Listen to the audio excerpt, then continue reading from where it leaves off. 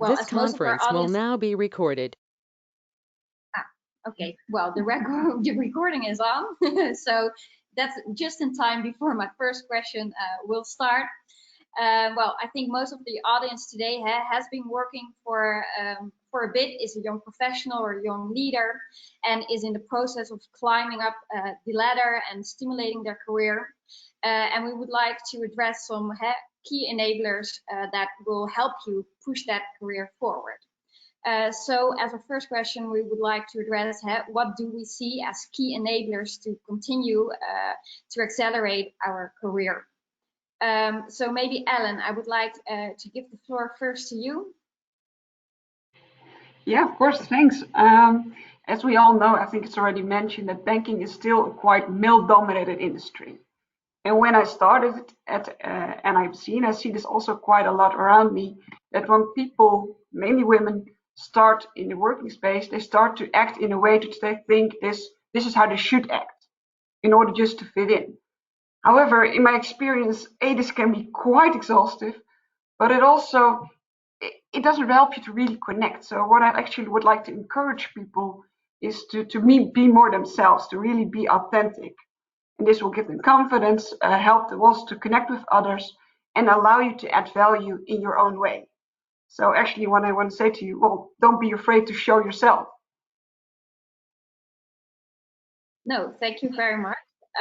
So maybe Maaike, also as a young leader in the industry, how do you see that? Did you face similar challenge, also trying to fit in? How do you stay authentic? Yeah, thank you. So I think what Alan said is very true also for my experiences. I worked as a political consultant in which is already like policy space, is a male-dominated area, first in the pharmaceutical area, then financial corporates. It's all very male-dominated, but I think what's really important to accelerators is to have a sponsor and to really develop your own style and be visible. Also figure out for yourself what do you want, who you are, and it's a journey. And I think that's the beauty about a career development too. It's figuring out for yourself where do you fit in, and where do you relate to. Yeah, indeed. Well, we'll come back on the sponsor question just in a minute. Maybe Gaston, would you also like to share your view? What are for you key enablers to accelerate your career as a young professional?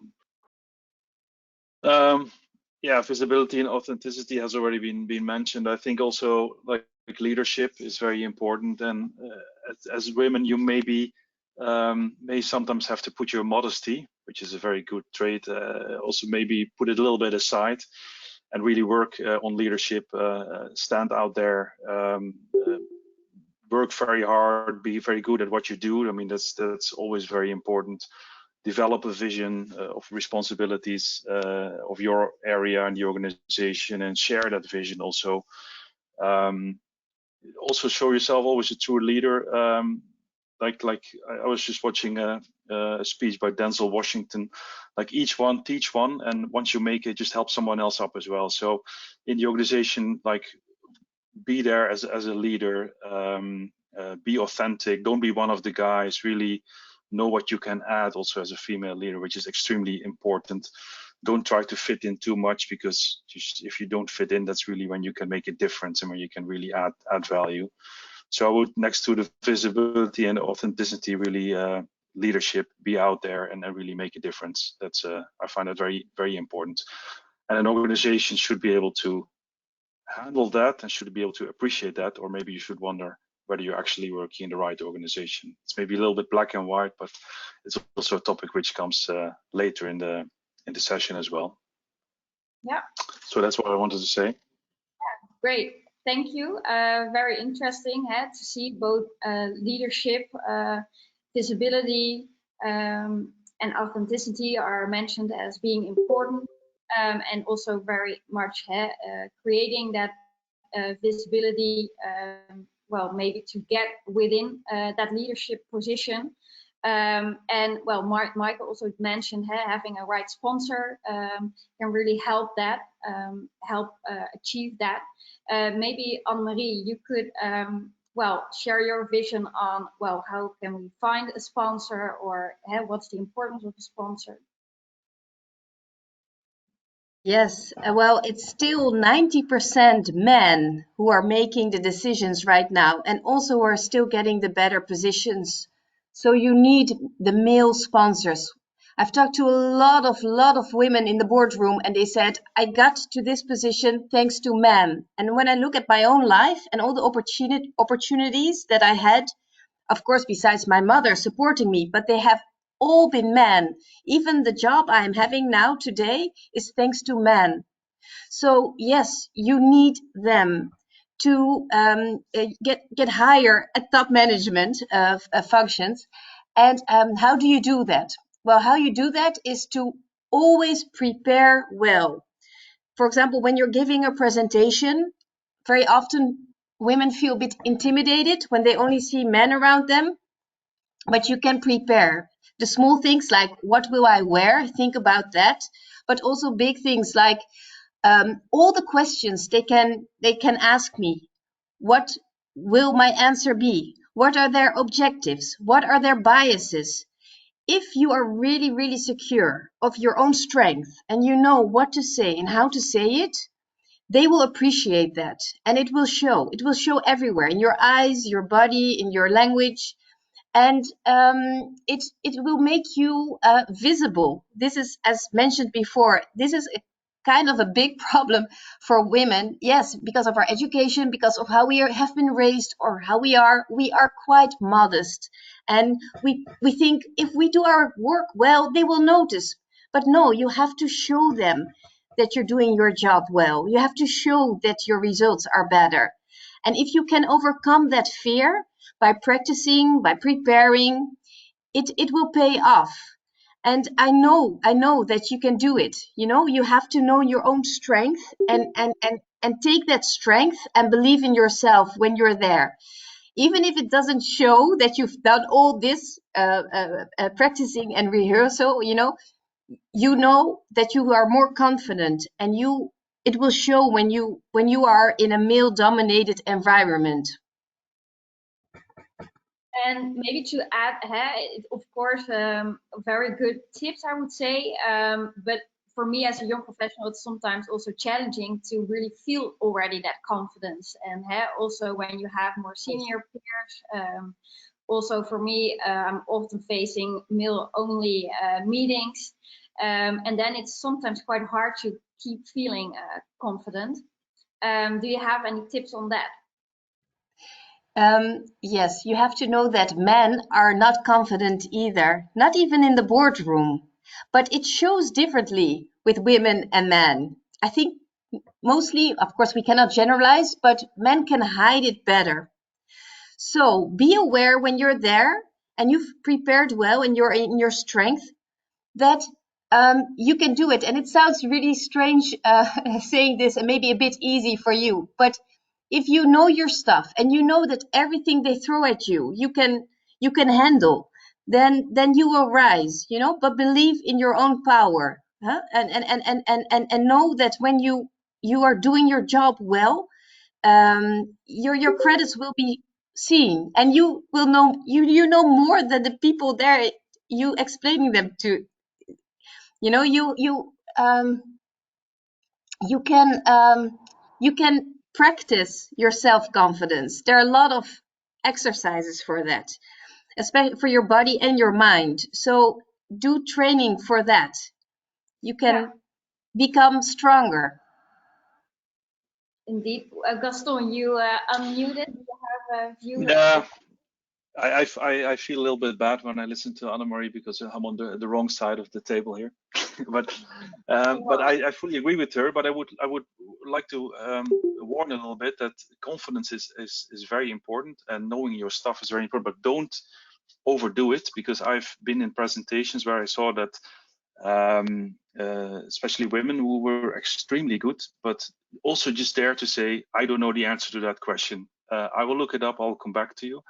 but who try to have an answer to everything and then overshooting, and then basically, and that is not specifically for women, it's for everyone basically. But I saw that that's just the awareness of being there and trying to be stronger than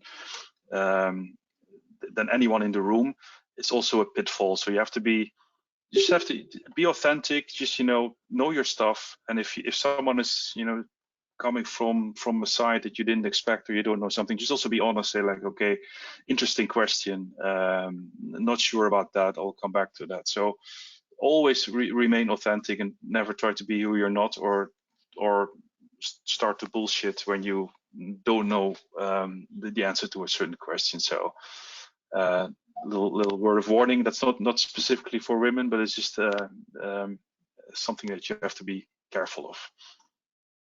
Yes, indeed. Yeah, that's a very good one, and maybe also addressing a question that's coming into the chat about, well, how do you manage men feeling uncomfortable with confident women? When do you break the status quo? Women can be labeled a bit bossy sometimes. Maybe Maaike, we talked about it a bit before, I can remember. Maybe you would like to give your view on this? Yeah, it links closely to the aspect of visibility, right? And visibility can be a tricky one. So if you're trying to be very visible and very confident, as posed in that question, you can be considered sometimes as too much or too bossy, or someone who's just focusing on themselves and not a team player.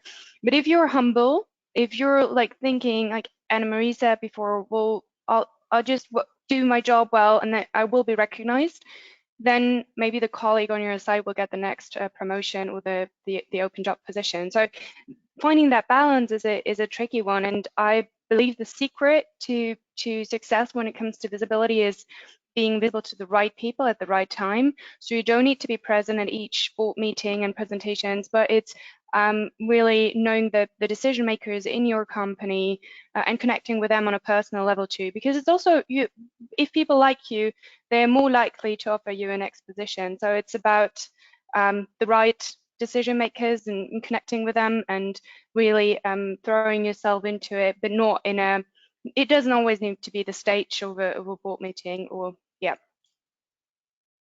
Okay, thank you, Maaike, for your statement. I think indeed, looking at visibility, I think there are some really key accelerators, and I think indeed practice makes perfect with these kind of things like presenting for senior layers, etc. I think looking at myself as well, when I'm presenting multiple times, I think it always becomes easier. And I think also, Gaston, you also mentioned something about purpose. So looking at the company, like, is the company still a right fit? And I think taking that into the next topic, which is about purpose and impacting your career. And then I think looking also, like, from my own perspective, when I joined ING like almost 2 years ago, I really looked at their beliefs and values, like what they are standing for, and if that is internalizing with my own values. And I think looking at young professionals nowadays, they really look at purpose in their life, but also at work, and sometimes they even put that before their paycheck. And I'm wondering, for example, for you, Gaston, I think scaling up Molly, starting with white men and then having employees in, how do you see that employers are looking for purpose in their job? Yeah, thanks. Yeah, I came myself from a more traditional banking industry. So the importance that the younger generation was putting on purpose actually surprised me, to be completely honest, in the beginning at Molly. I mean, they were asking, what's our purpose? Why do you exist? And not only employees themselves, but also applicants. So I really embrace that as an essential element of a company, and it's also what I think what Simon Sinek refers to as the infinite mindset. I mean, the moment you have really a purpose, it's never finished. It's sort of an inclusive term also, where everyone can contribute in their own unique way. So it's much. I think it's much more creative and much more inclusive to have really a good purpose. You can always make another step, but you're never done. It's also a very good way to basically attract and retain the right people who really believe in the purpose, really can stand behind it, and can really work with that. So I think that a purpose, and in the course of the time that I was with Molly, we more and more defined and articulated our purpose. I think it was essential to really to our success, to retain people, to have them contribute in their own unique way. And it's actually in that way, I find it an important element of diversity, because the lower level your goals are and the more one-dimensional, the less people really fit in and contribute in their own way. That sounds maybe a little bit conceptual, but a really good purpose is just elementary to your success. So does that make sense? Yeah, it makes sense. It's a really good statement. Thank you. And then, Ellen, I would also like to share your view on this, because I think you started as an intern at NIBC and then you're still with the company. So for you, looking at the purpose maybe of NIBC and then being there already for some years, how did that develop for you? Yeah, I think the reason why I actually switched up position is, well, actually what I did is try to switch whenever I get bored, wherever I get comfortable. Like, okay, I know this path, I know this route, but there's something new. And actually, I'm looking at different positions, I was mainly focused on, okay, what is interesting, what can I contribute, and also who will be my manager. Because what I've noted myself is that working with interesting, inspiring people, that really gives a boost to your salary, or sorry, salary, saying salary, or to your position. And I think I also saw the question in the chat indeed about, okay, how about changing position, but also, for example, when asking about a promotion. And I think my personal experience in that is, it is okay to be open in that respect. But of course, people like choose your setting, choose well in advance, let's say 6 months ahead, say have the open discussion with your manager, say, hey, I'm seeing that my learning curve is sloping a little bit. I want to challenge myself. How can I do that? Or what do I need to do in order to become, to get that promotion in 6 months' time? And thereby at least opening the discussion. Okay, great, thank you. And then I'm looking at Mike now, because I think you made kind of some switches. So you worked at a small owned NGO, a family-owned NGO, and now you made a switch to a large corporate, which I think are quite diverse companies. So for you, how would you say that you could still make an impact and aligning that with your moral compass, switching from a small to a big company? Yeah, we had this discussion before, right? So I worked my first job at a political consultancy firm. I was supporting pharmaceutical companies to be better in the policy realm, and I did have some pangs of conscience. Should I not work for an NGO and do something good? And so I made that shift. But as you've heard, I shifted then very quickly again to Visa. And the reason for that is I had like 3 learnings, but very personal. So I think foundations are great in NGOs and we need them in our society. But I learned for myself that I perform better in an environment where I can thrive and get the best out of myself. And I was more of a business entrepreneurial person, and the foundation is more of an academic think tank organizational culture, and it wasn't the right fit for me. So that was one learning. And the second one was foundations, NGOs are largely dependent on donations.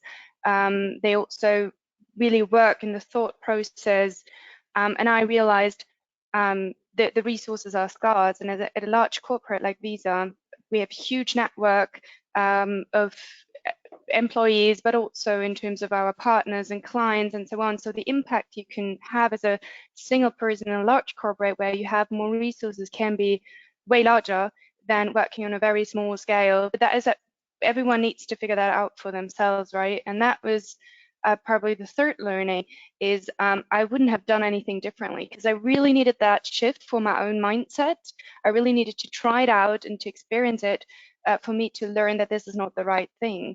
And so that is probably what I would like to encourage everyone else. Don't be afraid if there is something in your mind and it's like, I always wanted to do this one thing, this one job, or to work in this one company, go for it, do it, because only then afterwards you will know whether this is the right thing or not. And so yeah, the journey, it's your journey, it's your career. Do what you feel like doing. Thank you. I think that maybe dives into a bit into the next question, because I think what I also said in the introduction is, Annemarie, you made the bold decision to make a career switch after 17 years of working in journalism. And I think maybe for young leaders as well, they may come to the point where they feel that their purpose is maybe somewhere else and they want to switch their career around. So what's your view on this and being able or like strong enough, confident enough to make this move? Yes, that's a very good question. Look, when you are getting older in life, you're changing, whether you like it or not. You become a different person every day. Now, for me personally, what had a huge impact was having my children. The minute your child is born, you look at the world in a different way, but you will also feel differently yourself. Now, I was working as a journalist and I loved it. I really, really liked it, and I learned a lot. I did everything. But when I had my children, it didn't suit me anymore. Practically, it didn't suit me anymore because of the irregular hours and working at late and in the weekends and at night. That was a no-go. But it also didn't suit me anymore because I lost my interest for it. I wasn't excited anymore about the same things as I was excited years ago. So I looked at myself and I thought, this is actually not what makes me happy. But then, and that is actually the most important thing, how do you find the courage to let go of your job? Where you feel comfortable, where you know the people, where you have your contract, your work, everything, your daily routine. How do you leave that and switch, to the unknown? That is courage to do so. And it took me years before I did it because I was so scared of making that step. And I did it because finally you know exactly when you have to move on. You have it in your heart. So listen to your heart. This is my advice. People will tell you what to do, but you know yourself. Look, this is making me stronger and a better person, or this is making me unhappy actually. So when you come to that point, and hopefully before, but when you come to that point that you are not happy with your job anymore, move. And I promise you that if you take that step, it will make you grow as a person, as a better person, and you can do that. And I'm not saying that because I don't believe it. I've seen it everywhere around me. All the women I've seen that who made a new step, it made them better. And you will do your job better, and the organization will become better. So yes, listen to your heart, your instinct. We women, we have a natural instinct, intuition for that, and do it. Go for it. I think that is the most important thing to tell you. Yes. Thank you. Yeah, sometimes it just takes a lot of courage, and safety always feels good when you have. It seems like you have it all, but your feeling shows it differently. And then, listen to your heart. A very nice one, and sometimes challenging one to address. However, I think also for this step to undertake. Networking can also really be beneficial, and seeing what opportunities there are, and experiencing that what other jobs entail, and of course you have different kinds of switches, maybe similar position to a different company, or changing a completely going to a different very much different job, but although typically are seen as being more social than men, research shows that women actually network way less than men, and if they do, they often network only with women, instead of, as we also really addressed earlier on, that there are typically a lot of men still in leadership positions. So also for us, it's really important to start networking. And later on in the event, we also have the opportunity to network. But networking can entail a lot of different things, having a large network, but what actually does a valuable network mean? Maybe Gaston, you would like to share your vision on what a valuable network means for you. Yeah, thanks. Well, I'm not, to to be honest, I'm not that great of a networker myself, but a valuable network is. So I think a valuable network is a network which can help you on various sides, on your personal development, but also on the content of your work. And it's also a network who can be very critical to you. So if you really, where you can present your work challenges, we're able to put a mirror in front of you to reflect on you. But also, a network in where a sponsor has a role, as we talked about, who can show you the ways within the organization, people that you can use in your work, in your contents and suppliers. So it should be a broad network where everyone has their own value and can have their own unique contribution to your own work and your own career. So I think that's it. And I think it's more about quality than about quantity. I mean, I'm not very impressed with having 500 people in your network that you only know very shallowly. It should be about quality. It should be about depth. It should be about people who call you also out of their own initiative to inform you of stuff. It's about Sunday afternoon walks that I do, also in my private time with some people here that I know who live close by, to hear some other stories, to get some more perspective on the world. It's personal, it's diverse, it's confrontational sometimes. It can be uneasy, but it should provide value. That's very important. And printer who starts cleaning next to you when you're in a panel discussion is very unpleasant. So I don't know why this time is chosen for that. Having maybe a bit smaller network that's really intensive and that you can reach out can be more beneficial. And that's also absolutely, and that also goes for networking sessions. I mean, I think the session like it's planned now, where you really have a one-on-one is really valuable. But in large groups, I mean, that's quite a thing. But also there, try to really find out who you want to talk to and why, and what the value is also for them. And I noticed that, and it's also important to see the other side sometimes. When you climb up the ladder, or when your organization becomes more important, then you become the target of all kind of people who want to sell you stuff during networking. So also I find it also interesting to beforehand already have an idea about who you want to talk to. So if you go to a network event, try to find out who's there, try to already create a bond beforehand. That I also know, okay, these are people who have interesting stuff to say, I want to talk to them. I also have an excuse to say to the so many salesperson, like, okay, sorry, I see someone that I also want to talk to, and I want to. So just give people also an excuse to talk to you by talking to them, by informing them beforehand who you are, what your vision is on certain things, and why they should absolutely talk to you. So preparation in that is very, very important, and follow up on meetings that you have very quickly, because next day, everyday life starts again. So you might forget who you talked to yesterday. So quickly follow up. We talked yesterday. I would like to, even if you have no next meeting, just say, like, I really enjoyed talking to you about this. I read that article. Maybe it's also of interest to you. Just just nice and not always pushy or trying to sell or achieve something. Just build your network based upon relation. Yeah, those are, I think, great tips. And also, hopefully, I see there are a lot of people who have the speed date session afterwards. So hopefully this also gives you a bit of guidance for the session afterwards. Maybe a quick round for Ellen, Annemarie, and Mike to give your #1 tip on networking. And then I think we're moving forward to the closing of the event already.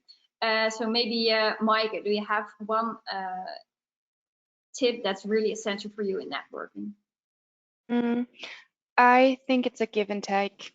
I do have, very different to Gaston, I do have a large network. It comes naturally to my job. It's the basis of my job. But if you want to use your network, and if it should provide something to you as well, you also need to give. So build, help every week, try to, I don't know, think in your network, who can you connect, who can you make an introduction to, and help your network. So once you need it, you can also take something from them. Yeah, perfect. Thank you, Ellen. Do you have a final one? Yeah, I think also, so looking at a question indeed in the chat, I myself was also quite insecure in approaching people, but for me it helped to realize that probably the majority of people on this event are insecure, but do want to reach out to new contacts. And as Gaston mentioned, what I like to do is prepare myself, for example, think about 2 or 3 people who I want to talk to and also how I can contribute to them. And I think perhaps final thing, just giving again genuine compliments can also be a great conversation starter. Yeah, very good ones. Annemarie, as a final closing remark, can I give you the floor? All right. I'll try to make it short. A valuable network is a network where you can develop a beneficial relationships. And remember that even when you are connecting to people now, they're maybe not influential now and they cannot help you in your career further now, but they will become influential later. So networking is essential, and networking without a goal, it's not worth your time. So um, networking should be fun, of course, you should like it, but also think well of where you put your time, especially when you will have children and you have less time. See networking as working hours, okay? So put it in your calendar and think, okay, what is the most important network meeting I have to attend? Is this Friday when the boys are drinking a beer after work? Okay, then I will, have daycare for my child, or my husband or my mother picks up the child, and I'll be there to drink that beer and I'll do the networking. But think and be smart. Where do I attend and where do I not attend? And remember, again, and then then I'm done. Remember that networking can be really, really fun. I've been in a network when I worked in Brussels, and my best friend, I met her there. So if you can combine the two, having a good time, having a lunch with someone. You have to have lunch anyway, and you can also benefit from that relationship. Then it's a win-win situation. Yeah, very important as well. Well, we're running out of time. I still see 2 questions that we haven't addressed. I know that Thijs will have a meeting with you afterwards, so please, I will ask you to put your question out there again, please. And I think we'll have enough input for next event as well. Furthermore, I would like to thank the panel of today very much for all their input. Visibility, authenticity is key for your career and can help you accelerate, take leadership as well, and also for having purpose. Really try to feel your company still fits your ambition and your purpose. What helps you to thrive? Make you feel, and also follow a bit of that gut feeling now and then, and that doesn't always necessarily to mean that you need to switch to another company, but sometimes also within a company it can offer a lot of opportunities. And also for networking, try to schedule it also, I would say, from a young age on, or as a young professional on, try to schedule it already, give and take within your network. And I think also very important, what we also like to stress today, that young professionals have a lot to give to seniors as well. I think we are we can give input from the work floor, and also be able to give them insight on what we find important now, and what also can help the organization further even. So don't always see seniors as only that you have to ask them, but it's a give and take, as Mike also mentioned. On this closing remark, maybe some final practicalities. The event has been recorded, so if you are a member of the EWPN portal, then you will have access to the event, and we also will send you an email with the recording. If you have some input or feedback of today's session, then please feel free to reach out to us. And of course, if you would like to connect, we're always open. for that invite, and we are all looking forward to see you to our next event. Maybe Iris, I'm going to keep it really short. I wish you all the best. Thank you for joining us in this kickoff. We really had a good start. Next to that, please visit our webpage if you would like to receive more information about the Young Leaders Program. There will be more events coming up. And for the ones who are joining the speed date sessions, have fun. Yes. Thank you very much, all. Thank you very much. Thank you. Thanks, everyone. Thank you. Bye. Thanks. Bye-bye.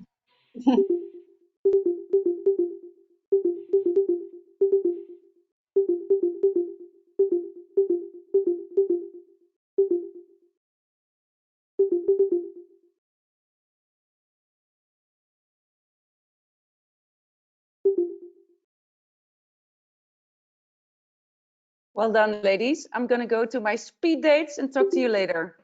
Yes, thank you. Bye. Bye.